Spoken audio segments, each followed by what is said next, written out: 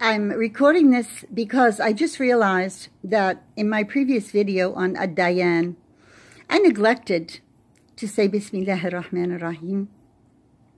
Before I started Surah Al-Fajr, I gave you some verses.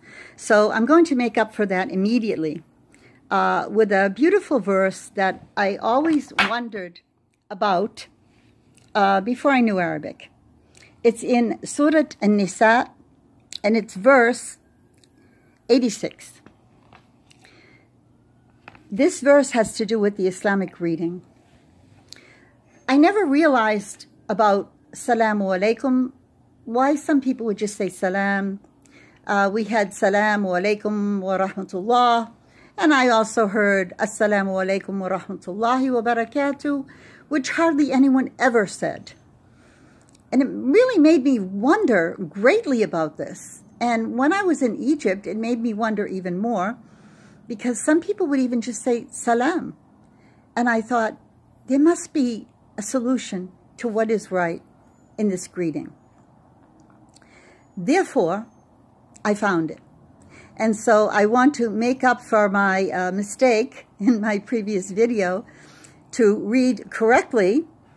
I'm supposed to be teaching you, and one of the things we must do is to seek refuge with Allah from the accursed Satan when we are beginning to read anything from the Quran. أعوذ بالله من الشيطان الرجيم بسم الله الرحمن الرحيم وإذا حييتم بتحية فحيوا بأحسن منها أو ردوها إن الله كان على كل شيء حسيبا. I found this was an appropriate verse because I had just been speaking to you about good deeds and bad deeds, and how good deeds wipe away bad deeds. And when I realized that I had forgotten to say A'udhu Billahi or Bismillahi when I read Quran, I became nervous, and I thought I will immediately try to make up for this. Because regarding non-native speakers of Arabic or new Muslims, things like this are really important. How do I greet someone as a Muslim? Allah says here, وَإِذَا يُحْيِيتُمْ بِتَحِيَّةٍ يُحْيِيتُمْ بِتَحِيَّةٍ. A tahiyya is a greeting. So it literally means, if you're greeted with a greeting, return the greeting likewise, or return a better greeting. So now therefore, we would hope that every Muslim would return the greeting of Salamu Alaikum with at least Assalamu Alaikum. Unfortunately, here in America, we hear hi, hello, how's it going, what's up? It breaks my heart that Muslims are somehow fearful of saying Assalamu Alaikum, either to begin with it or to respond to it here in America. And the end of this verse says, Inna Allaha kana ala kulli shay'in hasiba. Allah is absolutely reckoning. Hasaba.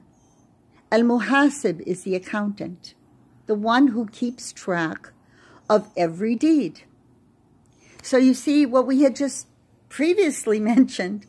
I suppose Allah caused me, of course He caused me, He causes everything, to forget to say what I should have said. And then when I was feeling guilty, I immediately remembered this verse. It just came into my head. Well, nothing just comes.